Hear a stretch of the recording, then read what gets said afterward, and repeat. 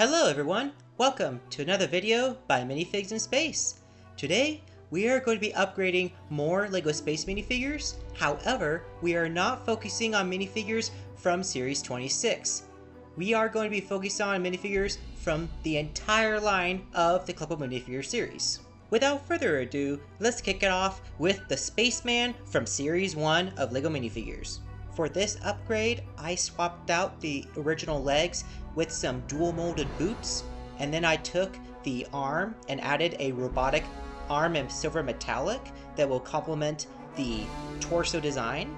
For the head, I added a fluorescent minifigure head that gives a glistening effect. This acts as an extra layer to the visor, or could also work as a heads-up display. But the upgrade I am most excited for is his weapon. I upgraded it to a stud shooting crossbow and also customized the ammo. As many of you already know, this stud shooter process is fairly straightforward. You take a stud, you put it in the gun, pull the trigger, and boom, there you go. However, I wondered if I could put in something else that could work in the stud shooter, and in this case it is a stud with a bar attachment built in. This may not seem like much, but it can rotate, meaning that you can adjust the shooting angle. After adding a laser cone for some styling and weight, it's time to take it to the shooting range. Since the bug is offset to the right, I will adjust my ammo to the right as well. And there you go. Next up is actually a combination of two minifigures, the Rocket Boy and the Robot Butler. I ended up using the torso from the Rocket Boy for another minifigure, which I'm sure you might be able to guess what it is. And so I had his retro rocket costume left over. I put it on the Robot Butler, and I think it suits the retro aspect of the Butler as well.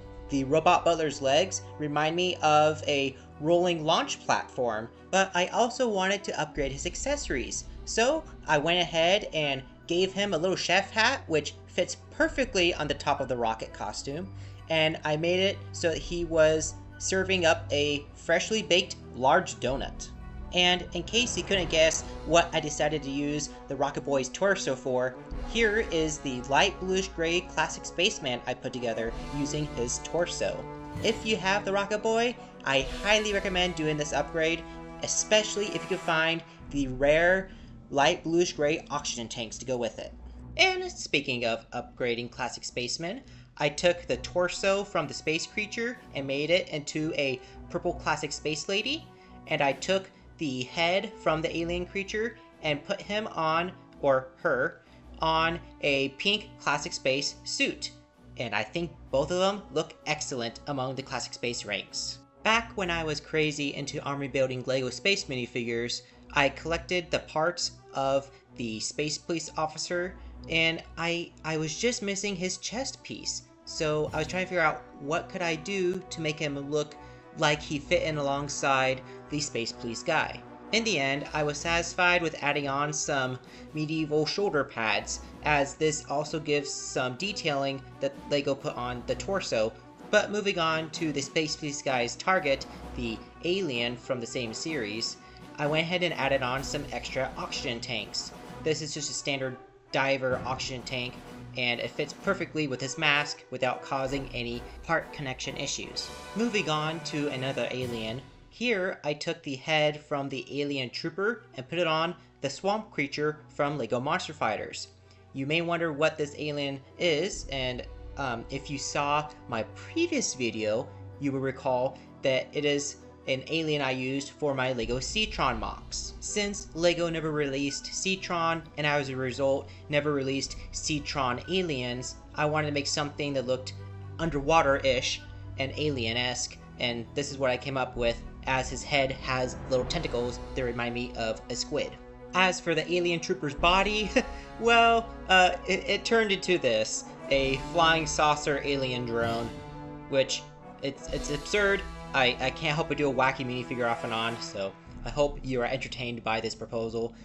I went ahead and took inspiration from the flying saucer costume from LEGO Series 26, and, well, this is what happened.